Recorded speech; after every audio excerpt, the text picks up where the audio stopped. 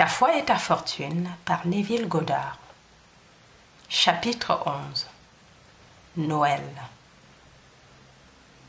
Traduction et narration par Julie Descamps. Noël. Voici qu'une vierge sera enceinte et enfantera un fils, et on lui donnera le nom d'Emmanuel, ce qui signifie Dieu avec nous. Matthieu 1, 23. L'une des déclarations les plus controversées du Nouveau Testament concerne la conception vierge et la naissance ultérieure de Jésus, une conception à laquelle l'homme n'a pas participé. Il est écrit qu'une vierge a conçu un fils sans l'aide de l'homme, puis a donné naissance à sa conception en secret et sans effort.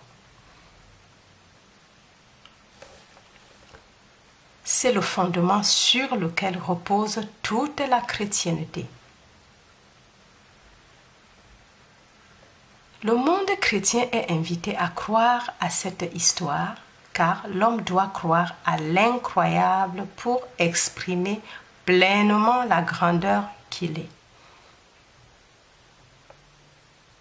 Sur le plan scientifique, l'homme pourrait être enclin à rejeter toute la Bible comme étant fausse, car sa raison ne lui permettra pas de croire que la naissance virginale est psychologiquement possible, mais la Bible est un message de l'âme et doit être interprétée psychologiquement si l'homme veut découvrir sa véritable symbologie. L'homme doit considérer cette histoire comme un drame psychologique plutôt que comme une déclaration de fait physique. Ce faisant, il découvrira que la Bible est fondée sur une loi qui, si elle est appliquée, se traduira par une expression manifestée qui transcendera ses rêves d'accomplissement les plus fous.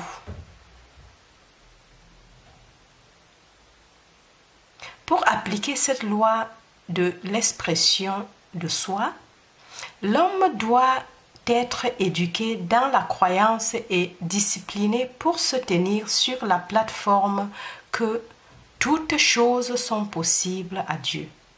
Matthieu 19, 26, Marc 9, 23, Luc 18, 27, Actes 8, 37.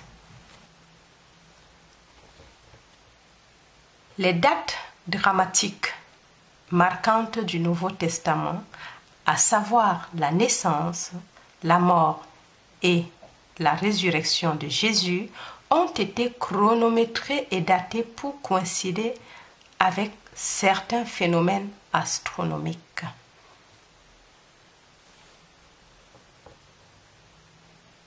Les mystiques qui ont enregistré cette histoire ont remarqué qu'à certaines saisons de l'année, les changements bénéfiques sur Terre coïncidaient avec les changements astronomiques ci-dessus.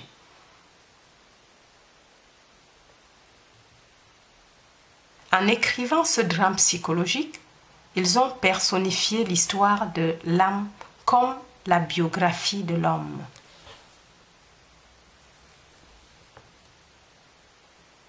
En utilisant ces changements cosmiques, ils ont marqué la naissance et la résurrection de Jésus pour faire comprendre que les mêmes changements bénéfiques ont lieu psychologiquement dans la conscience de l'homme lorsqu'il suit la loi. Même pour ceux qui ne la comprennent pas, l'histoire de Noël est l'une des plus belles histoires jamais racontées.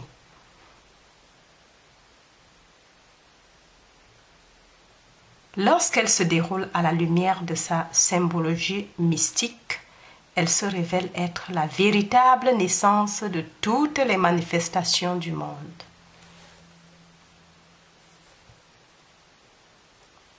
Cette naissance virginale est enregistrée comme ayant eu lieu le 25 décembre ou, comme le célèbrent certaines sociétés secrètes, la veille de Noël, à minuit le 24 décembre.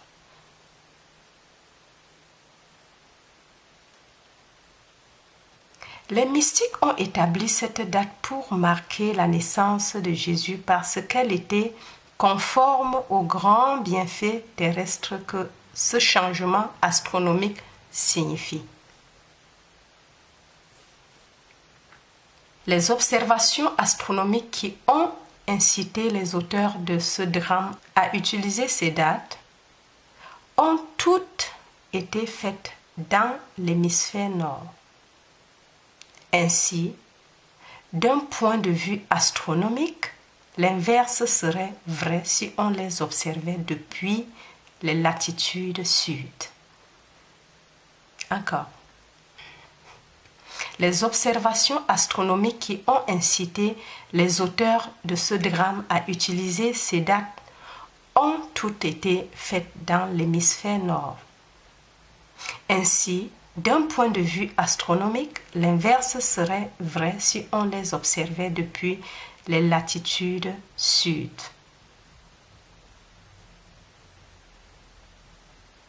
Cependant, cette histoire a été enregistrée dans le nord et a donc été basée sur une observation nordique.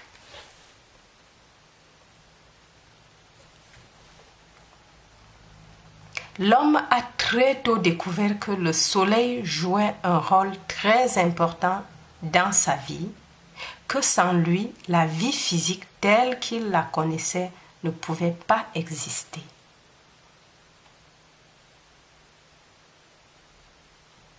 Les dates les plus importantes de l'histoire de la vie de Jésus sont donc basées sur la position du soleil vu de la terre sous les latitudes nord.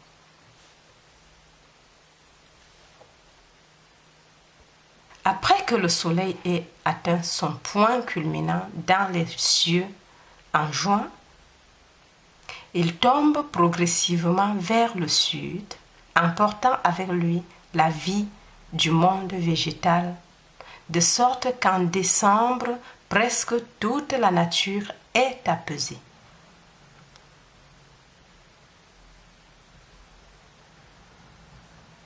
Si le soleil continue à tomber vers le sud, toute la nature sera paralysée jusqu'à la mort. Cependant, le 25 décembre, le soleil commence son grand déplacement vers le nord, apportant avec lui la promesse du salut et de la vie à nouveau pour le monde. Chaque jour, alors que le soleil se lève plus haut dans les cieux, l'homme gagne en confiance pour être sauvé de la mort par le froid et la famine, car il sait qu'en se déplaçant vers le nord et en traversant l'équateur, toute la nature se lèvera à nouveau, ressuscitant de son long sommeil hivernal.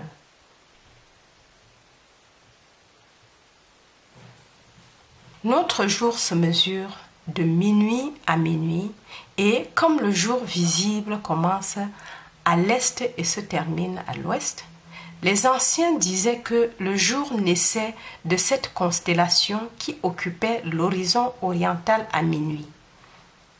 La veille de Noël, soit à minuit le 24 décembre, la constellation de la Vierge se lève à l'horizon oriental. On raconte donc que ce Fils et Sauveur du monde est né d'une Vierge. Il est également enregistré que cette mère vierge voyageait dans la nuit, qu'elle s'est arrêtée dans une auberge et qu'on lui a donné la seule place disponible parmi les animaux et que là, dans une crèche où les animaux se nourrissaient, les bergers ont trouvé le saint enfant. Les animaux avec lesquels la Sainte Vierge a été hébergée sont les animaux sacrés du zodiaque. Dans ce cercle d'animaux astronomiques en perpétuel mouvement se trouve la Sainte Mère, la Vierge, et tu la verras tous les 24 décembre à minuit, debout à l'horizon oriental, alors que le soleil et sauveur du monde commence son voyage vers le nord. Psychologiquement, cette naissance a lieu chez l'homme ce jour-là, lorsque l'homme découvre sa conscience d'être le soleil et le sauveur de son monde. Lorsque l'homme connaîtra la signification de cette déclaration mystique, « Je suis la lumière du monde » Matthieu 5, 14, Jean 8, 12, il réalisera que son « Je suis » ou sa conscience est le soleil de sa vie, dont le soleil rayonne des images sur l'écran de l'espace. Ces images sont à l'image de ce que lui, en tant qu'homme, est conscient d'être. Ainsi, les qualités et les attributs qui semblent se déplacer sur l'écran de son monde sont en réalité des projections de cette lumière provenant de l'intérieur de lui-même. Wow. Les innombrables espoirs et ambitions non réalisées de l'homme sont les graines qui sont enfouies dans la conscience ou le ventre vierge de l'homme. Elles y restent comme les graines de la terre retenues dans les déchets gelés de l'hiver, attendant que le soleil se déplace vers le nord ou que l'homme revienne à la connaissance de qui il est. En revenant, il se déplace vers le nord grâce à la reconnaissance de son vrai moi en affirmant « Je suis la lumière du monde. Je suis la lumière du monde. »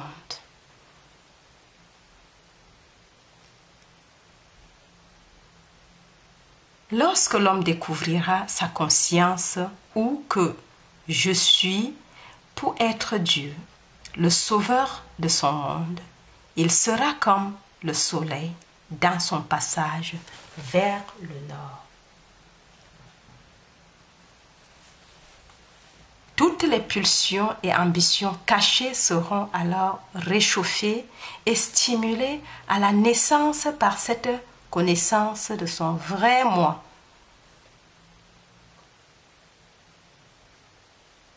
Il affirmera qu'il est ce qu'il espérait être jusqu'à présent. Sans l'aide d'aucun homme, il se définira comme ce qu'il désire exprimer. Il découvrira que son « je suis » est la Vierge qui conçoit sans l'aide de l'homme, que toutes les conceptions de lui-même, lorsqu'elles sont ressenties et fixées dans la conscience, s'incarnent facilement comme les réalités vivantes dans son monde. Waouh! L'homme réalisera un jour que tout ce drame se déroule dans sa conscience, que sa conscience inconditionnelle où je suis est la Vierge Marie désirant s'exprimer, qu'à travers cette loi d'expression de soi, il se définit comme ce qu'il désire exprimer et que sans l'aide ou la coopération de quiconque, il exprimera ce qu'il a consciemment revendiqué et défini comme étant. Wow. Il comprendra alors pourquoi Noël est fixé au 25 décembre, alors que Pâques est une date mobile.